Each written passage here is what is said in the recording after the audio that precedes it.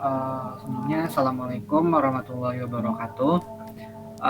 Jadi di sini karena untuk pertemuan minggu ini kita udah cuti bersama libur Lebaran ya. Jadi untuk praktikum ke-10 di kelas B ini akan diganti dengan video materi. Nah, jadi materi kita di minggu ini yaitu adalah tentang uh, STL, khususnya di searching dan sorting algoritma ya. Nah, jadi mungkin dari Bu Osi juga udah ngasih materi ini yaitu untuk searching dan sorting.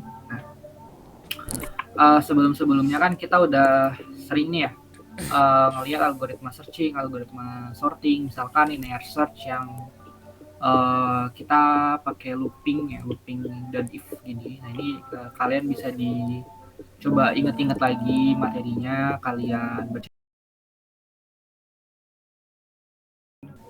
Begitupun dengan materi bubble sort. Nah ini nanti untuk link materinya akan kami taruh di deskripsi video YouTube ya.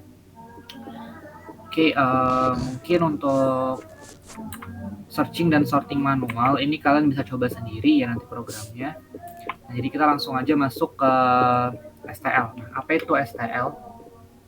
Mungkin beberapa dari kalian ada yang belum tahu apa itu STL. Nah, jadi STL sendiri itu adalah singkatan dari standar template library atau library template standar. Nah, di sini ada materi dari Geeks for Geeks contohnya ya.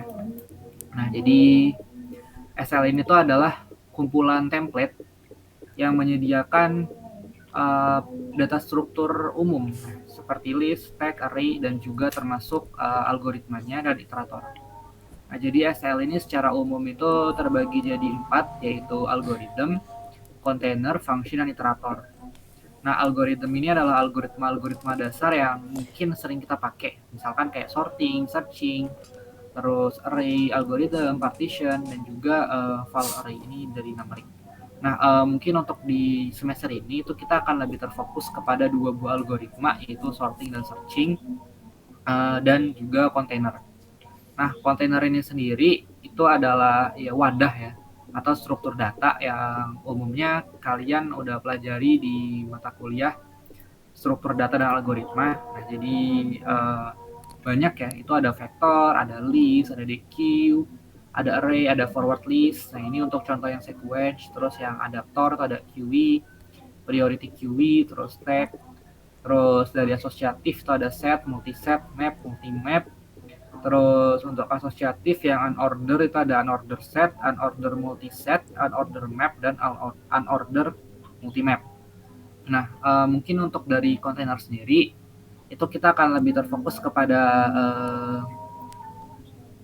dari masing-masing ini mungkin kita akan lebih fokus ke sequence, container, dan juga asosiatif. Nah, untuk unorder asosiatif ini mungkin akan sedikit tersinggung ya di pertemuan ketika membahas asosiatif. Nah, tapi untuk fokusnya kita kali fokus ke struktur data yang umum digunakan, misalkan vektor, list, array, QE, stack, set, dan juga map.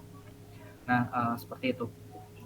Nah, berikutnya ada function. Nah, function ini tuh adalah kelas yang melakukan overload kepada function call operator.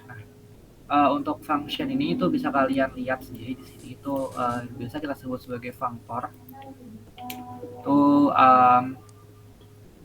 dia umumnya ya bentukan yang kayak transform gini-gini. Nah, tapi untuk function ini mungkin nggak akan kita pelajari dulu di semester ini. Nah, lalu terakhir itu ada iterator. Nah, iterator ini itu konsepnya mirip dengan cara kerja pointer ya, yang mana iterator ini tuh menunjuk kepada nilai tertentu yang ada di kontainer kita, seperti itu. Nah, untuk iterator ini mungkin nanti akan kita pelajari untuk lebih detail di pertemuan-pertemuan selanjutnya. Namun mungkin untuk di pertemuan hari ini tuh kita akan sedikit menyinggung terkait iterator. Kembali ke algoritma terkait dengan sorting dan searching. Nah, jadi untuk pertama yaitu kita akan menggunakan algoritma searching terlebih dahulu. Nah, algoritma searching yang umum kita gunakan itu adalah find, search, dan juga binary search. Nah, find ini tuh biasa kita gunakan untuk melakukan pencarian pada vektor, yang mana metode dan fungsi ini terdapat pada library algorithm. Nah, fungsi ini akan mengembalikan sebuah iterator yang berupa objek di mana nilai ditemukan atau tidaknya. Nah, mungkin di sini disebutkan bahwa umum digunakan untuk vektor ya, tapi sebenarnya find, search, dan juga binary search ini itu bisa juga kita gunakan di array gitu, maupun tipe-tipe yang lain, misalkan kayak map gitu, itu masih bisa juga menggunakan find. Cuma umumnya digunakan pada vektor dan array, atau yang sifatnya sequence seperti itu.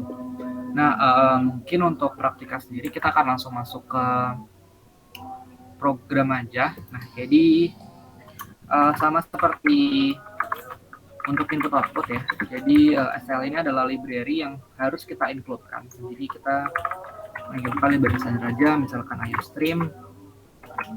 Lalu untuk kontainernya di sini kita menggunakan array. Nah, mungkin kalian ada yang masih bingung dengan penggunaan array dari STL.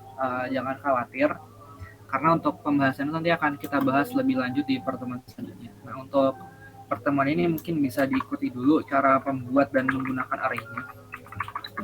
Lalu kita akan mengincludekan algorithm. Algorithm ini itu adalah library yang kita gunakan untuk memanggil fungsi-fungsi searching tadi, yaitu find dan sebagainya. Nah, kita jangan lupa includekan std sebagai namespace default-nya. Lalu kita buat fungsi min. Nah, di sini kita pertama akan coba menggunakan find ya. Nah, mungkin kita bisa kembali ke laman Geek4Geeks tadi. Nah, di sini kita coba lihat di bagian searching. Algorithm searching. Ini kita coba buka aja. Nah, di sini ada banyak ya. Nah, di sini mungkin kita akan coba pilih find. Oh, nggak ada ya. Oke lah, mungkin kita buka di C++ aja. Gini, kita masuk terlebih dahulu.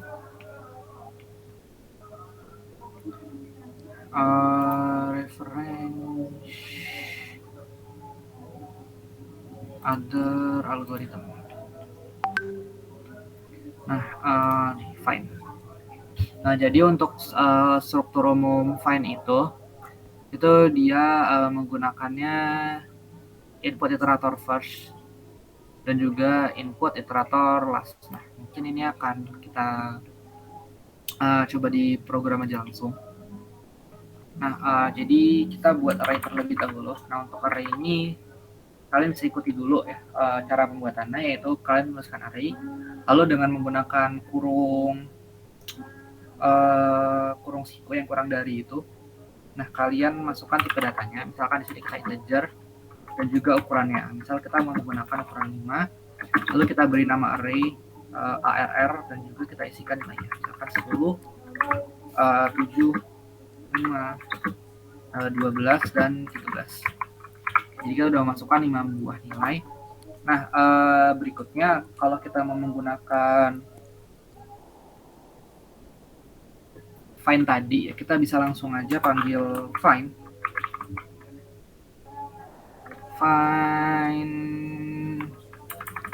langsung kita cetak aja, langsung kita cout-kan aja.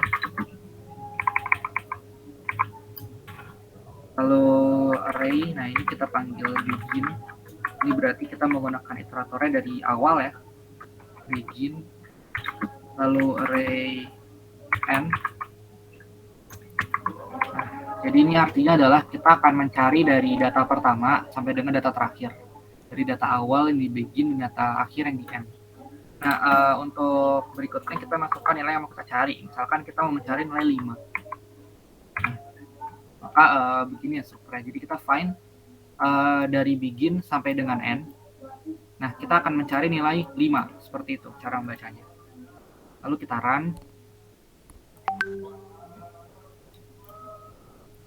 Tunggu dia berjalan ya.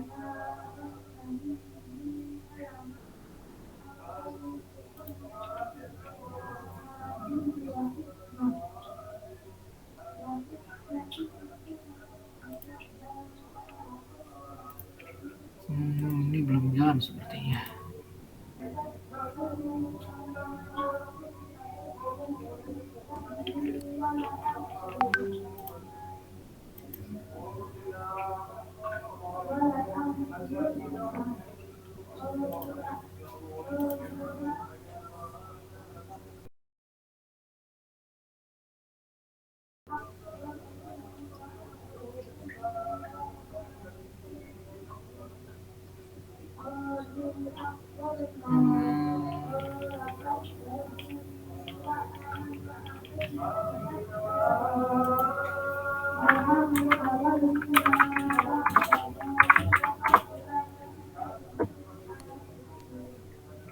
Oke, mungkin ini nggak jalan dari REPL-nya.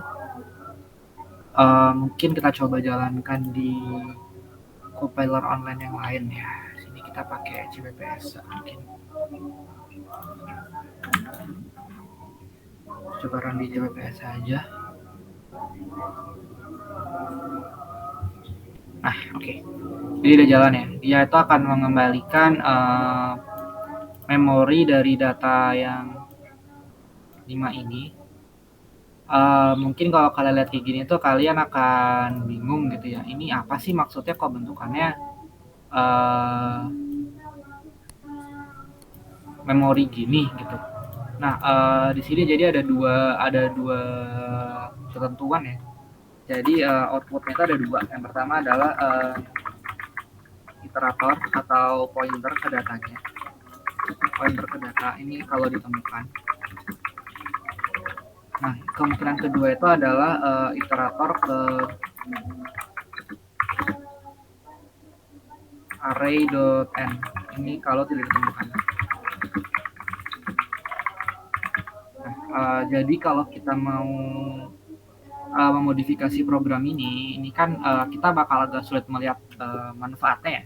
Nah, kita bisa membuatnya jadi seperti ini. If find dari ini kita copy aja. Kalau nilai find-nya itu sama dengan array n,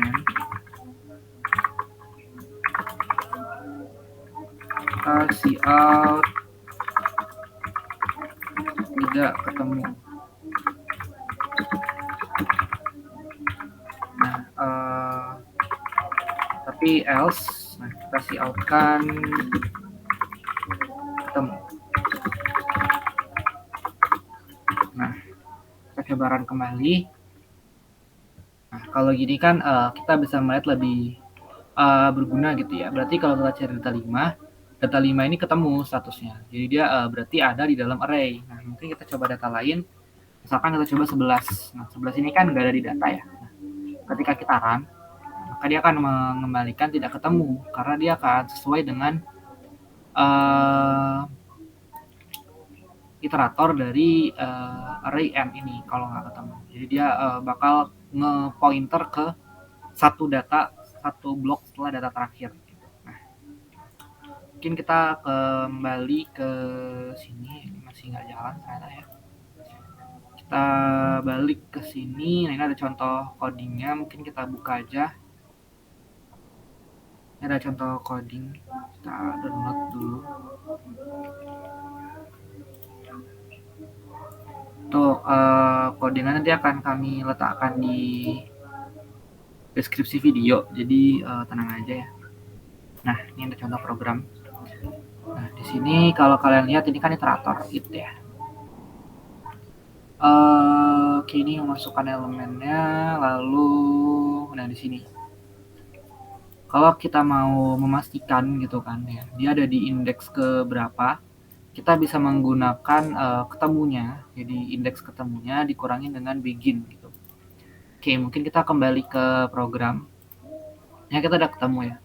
Ketemu pada misalkan tadi kan kalau kita lihat bentukannya memori ya. Kalau kita langsung ngeluarin file-nya ini, kita akan dapat memori. Mungkin ini kita tampung aja ke dalam sebuah variabel, jadi kita pakai iterator mungkin. include iterator. Oke, ini kalian jangan bingung dulu. Iterator itu akan kita bahas di pertemuan berikutnya. Oke, tenang aja. Iterator dari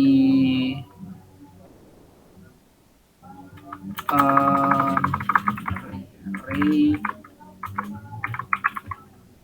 integer iterator it. Nah, sini bisa kita ganti dengan it sekarang. Suaran.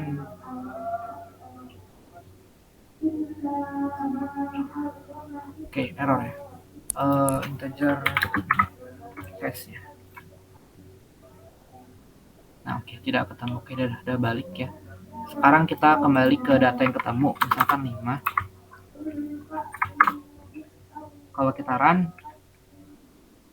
nah dia bakal ketemu pada memorinya gitu kan. Tapi kan ini kita bakal bingung nih, ini memori maksudnya apa gitu. Nah, kalau kita mau dapetin index, kita bisa mengurangi ini dengan iterator ke begin-nya. Jadi kan memori gitu kan. Tapi kalau kita kurangkan seperti ini, maka dia akan keluar indeks. Jadi ketemu pada indeks kedua. Ingat kan indeks dimulai dari 0. Jadi ini 0, ini 1, ini 2. Nah, jadi seperti inilah contoh penerapan algoritma searching dengan menggunakan find ya. Bisa dilihat ini sangat-sangat lebih simpel daripada kita buat algoritma manual. Nah, mungkin nanti kalian bisa coba-coba lagi dan kalau bingung bisa tanya ke asdosnya. Nah, kita lanjut dulu. Nah, jadi berikutnya itu ada std search. Nah, std search ini konsepnya nggak jauh-jauh beda dengan find tadi ya. Kita balik ke codingnya. Kita buka stl search. Mana tadi? C++-nya. Nah, ini. Kita balik dulu. Nah, di sini ada search di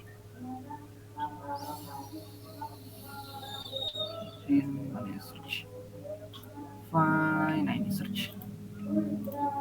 Ini ada search. Nah, penggunaan search tuh sama ya. Jadi dia ada iterator first, iterator last. Seperti itu.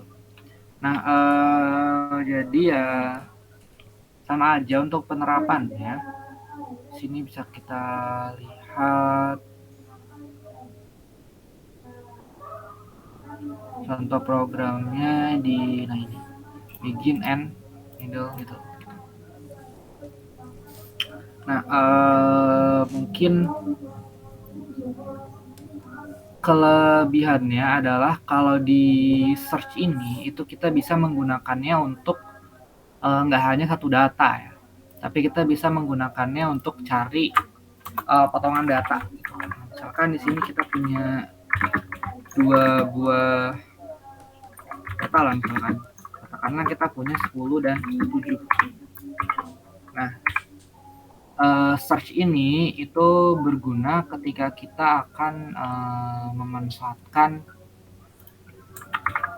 si data kita mau cari data tadi itu data yang isinya 2 nilai itu di dalam array kita. Itu kita menggunakannya search. Jadi kita menggunakan search lalu array begin, array n, lalu potongan data yang mau kita cari. Jadi data begin, data n. Gitu. Nah, kalau kita run, nah maka dia akan ketemu pada indeks ke 0 ya gitu. Oke, normal. Nah, lalu apa jadinya kalau di sini tuh datanya ada dua-duanya tapi loncat, misalkan 10 dan 12. Kita coba run aja untuk melihat hasilnya. Maka dia akan terbaca sebagai tidak ketemu. Nah, jadi untuk data yang bisa kita cari dengan menggunakan search ini, kita harus berurutan. Misalkan kita mau cari datanya itu 12, ya berarti depan ini 5. Nah, maka dia akan mereturunkan indeks dari data 5-nya. Seperti itu. Nah, tapi kalau kita loncat-loncat gitu, katakanlah terbalik gitu. Kita 12 dulu baru 5. coba run, ya maka dia otomatis akan nggak ketemu karena nggak ada nih potongan yang 12.5, kan adanya kan 10.7, 7.5, 5.12, 12.3 gitu. Nah, kalau misalkan kita ngebalik gitu, katakanlah 13.10, apa yang terjadi? Nah, kita coba aja 13.10. Nah, jadi dia nggak ketemu ya. Jadi untuk konsep dari SLA sendiri dia tuh nggak bersifat ngulang. Jadi ya habis 13 ada blok-blok lain tapi kosong gitu. Misalkan ya katakanlah habis 13 ada blok yang isi datanya tuh random, misalkan minus 13, minus 12657, terus 12336, 334 gitu. Lalu ada 0 di sini. Nah, jadi dia tuh bakalan ya blok-blok berikutnya itu kepake untuk data yang lain. Jadi kita bukan berarti habis 13 ngulang ke 10 gitu ya. Jadi nggak gitu cara mainnya. Nah, mungkin itu aja kalau untuk dari search ya. Ini bisa kalian coba-coba sendiri codingnya. Atau kalian bisa buka-buka referensi online kayak C++, terus ada Geeks4Geeks tadi ya. Nah, jadi bisa kalian pelajari lagi untuk lebih lengkap. Ya. Nah, untuk algoritma searching terakhir yang akan kita pelajari itu adalah binary search. Nah, mungkin kita coba lihat di sini binary search ada di mana ini. Nah, jadi binary search ini itu ya cara pakainya itu mirip dengan cara pakai dari si find tadi. Tapi dari segi kompleksitas algoritmanya, binary search ini itu akan menghasilkan algoritma yang lebih efisien. Nah, mungkin untuk saat ini kalian belum terlalu concern dan belum terlalu mikirin terkait kompleksitas algoritma ya. Tapi nanti mungkin kedepannya kalian akan berhadapan dengan kondisi di mana kalian harus menggunakan algoritma yang efisien. Seperti itu. Nah, di sini kita pakai binary search. Array begin, array end, lalu datanya. Nah, misalkan. Jadi cara pakainya sama persis dengan cara pakai find tadi ya. Nah, seperti ini. Oh, error.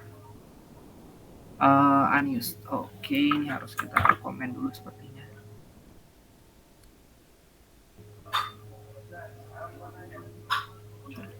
Cannot convert boolean to array. Nah, kita lihat lagi di sini. Nah, ini tipe return itu kalau binary search adalah boolean ya. Jadi ya kita nggak tahu nih posisinya ada di mana. Jadi kita cuma bisa ngembaliin dia itu ada atau enggak. Nah, jadi kalau tadi kita harus ngecek dulu dia sama dengan n atau enggak. Nah, kalau binary search ini itu dia bisa langsung ngasilin boolean. Jadi ya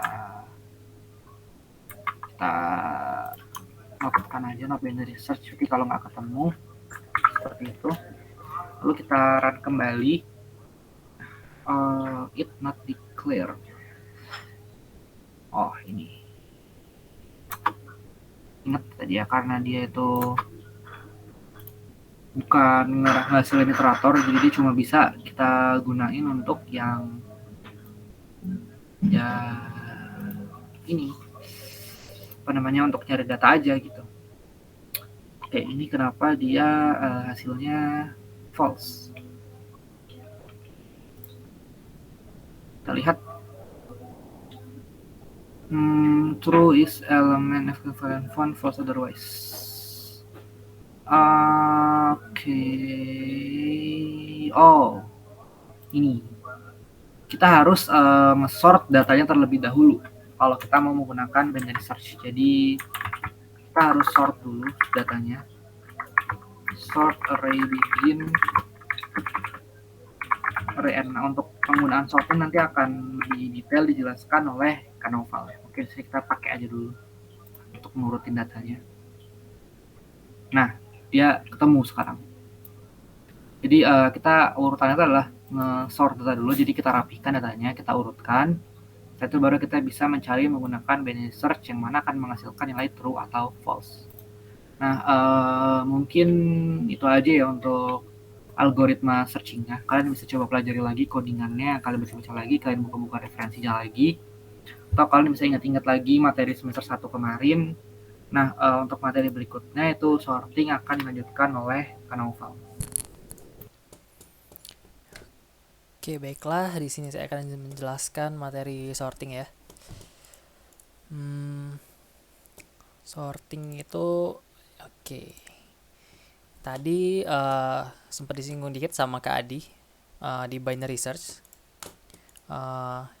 Di sini saya ada referensi dari Geeks for Geeks. Jadi kalau sorting itu ya gunanya untuk nge-sorting sebuah array ya kalau di sini.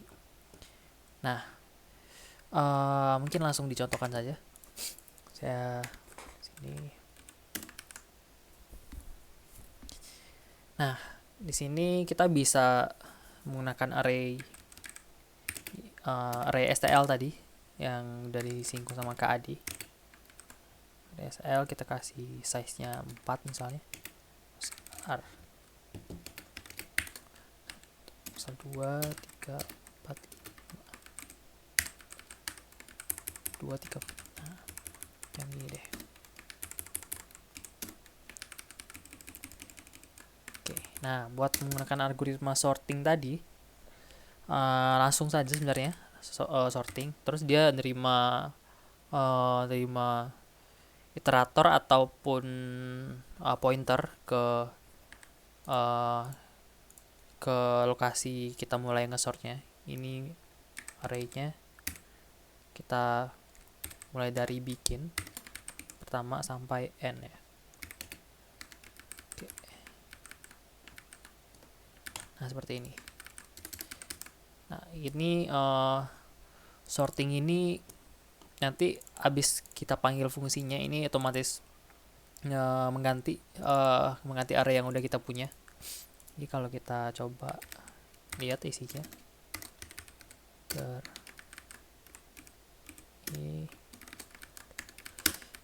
oke, out. Nah, kalau langsung kita cek, nah ini otomatis ke sorting 1 2 3 4. Kalau kita ini juga bisa kalau kita mau pakai array biasa, misalnya integer array biasa misalnya dengan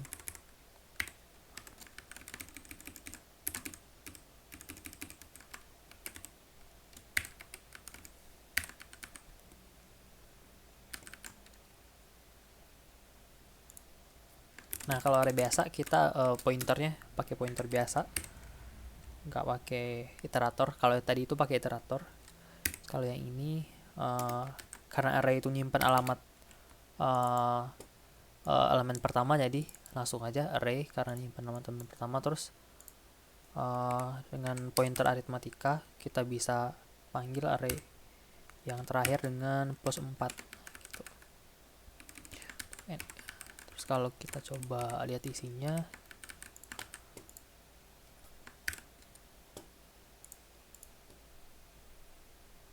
nah ini udah sorting juga. Terus juga sorting ini secara default dia ngesortnya secara ascending atau dari kecil dulu ke yang gede. Kalau kita mau ke yang gede dulu misalnya descending, kita bisa pakai yang namanya ini greater ini. Nah ini kalau kita run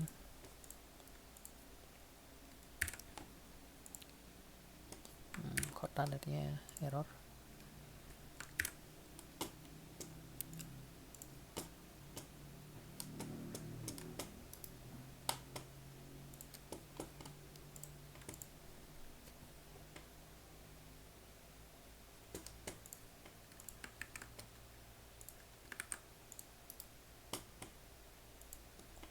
Coba lagi. Nah ini bisa. Oke, itu untuk yang descending. Terus juga yang tadi kan kita pakai algoritma searching tadi yang binary search. Terus kenapa kita harus di sorting dulu? Nah, binary search itu Hmm, dia maksimalnya kalau uh, kalau datanya udah diurutin dulu gitu, binary. Mungkin kedepannya bakal dipelajarin, mungkin nggak di matkul ini atau di matkul lain. um, Selanjutnya untuk yang sorting mungkin cuman itu saja. Gampang, tinggal dipanggil fungsinya terus sudah. Mungkin sekian dari saya. Langsung ditutup aja ya. Jadi assalamualaikum warahmatullahi wabarakatuh.